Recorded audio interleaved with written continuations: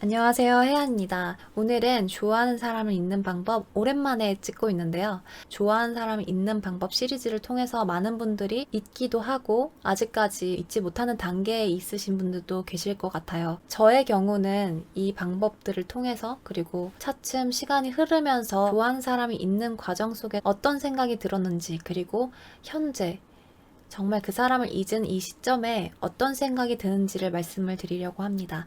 이걸 통해서 여러분들이 어느 정도 잊었는지를 가늠할 수 있을 수도 있어요. 지금부터 말씀을 드리도록 하겠습니다.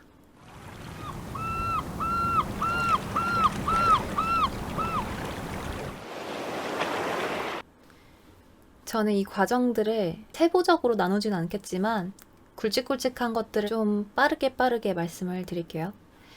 일단 첫 번째로 잊고 싶은데 자꾸 생각이 나고 그리고 그 사람을 잊기 위해서 그 사람과 관련된 것들을 치우거나 정말 보지 않고 생각을 하지 않으려고 해요. 그런데 그때는 자꾸 떠오르려고 하고 조금씩 이렇게 보고 다시 관련된 것들을 보게 되고 그때 그것이 좀 어려운 단계, 2단계로 봤을 때는 그 사람을 안 보다 버릇하니까 다른 거에 더 집중을 하게 되고 잊었었네?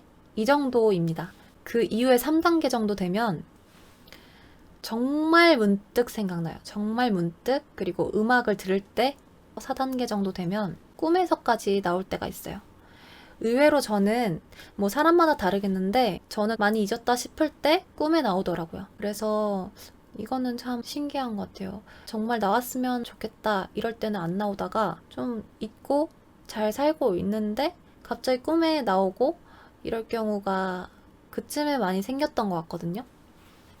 아무튼 그걸 지나서 그 다음에는 좀 더 생활에 불편함이 줄어들어요. 뭔가 내가 어떤 거에 얽매이지 않고 이렇게 살아간다는 게 너무 자유롭고 너무 좋다. 내 일들에 집중하게 됩니다. 그 사람을 내가 정말 잊었는데 갑자기 또 정점을 찍는 그 시점이 있어요.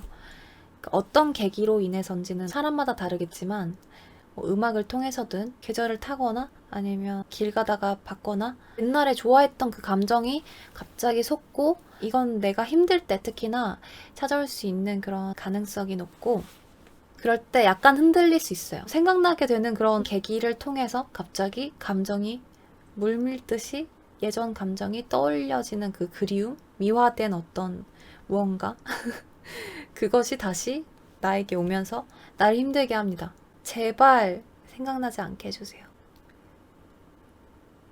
제발 그 사람을 좋아하지 않게 해주세요. 밤잠 설치면서 기도합니다. 제발 잘 되게 해주세요.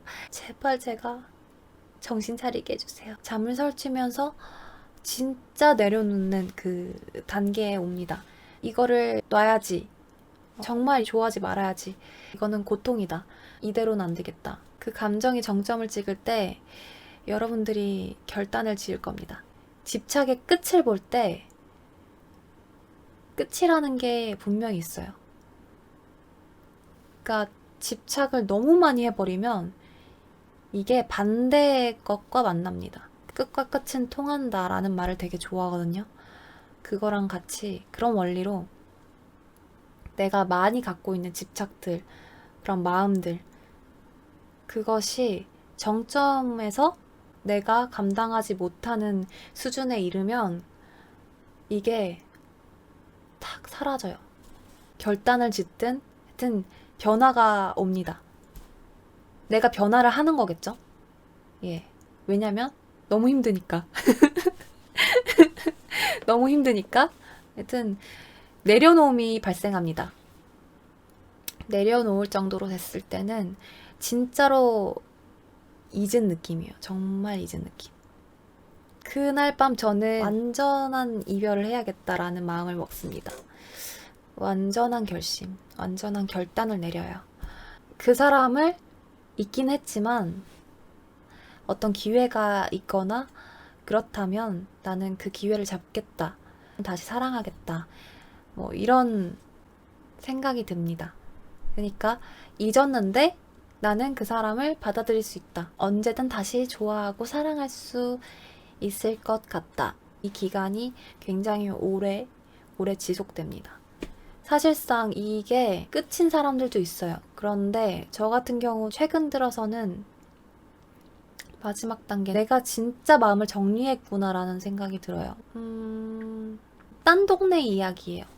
관심도 사라지는 단계. 예전에는 그 사람만큼 좋은 사람이 없는 것 같다 라고 생각을 했다면 지금은 그 사람 말고도 좋은 사람 많을 것 같다는 그런 거? 정들었던 잊혀진 친구? 콩깍지? 그게 다 탁 사라지는 단계. 그 사람 좋은 사람이지. 그 정도. 근데 이것도 약간 바뀔 여지는 있겠죠. 왜냐면 만났는데 어떻게 좋아질 수도 있는 것도 있겠죠. 하지만 애초에 만나려고도 하지 않는 상태라고 볼 수 있습니다. 조금이라도 기회가 있는 것을 있더라도 쓰지 않는 경우. 잘 지내고 좋은 사람 만나고 나랑 관계없이 행복했으면 좋겠고 나랑 관계없이 생각을 하게 돼요. 근데 한편으로는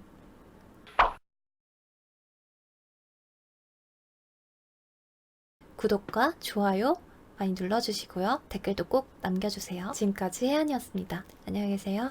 안녕.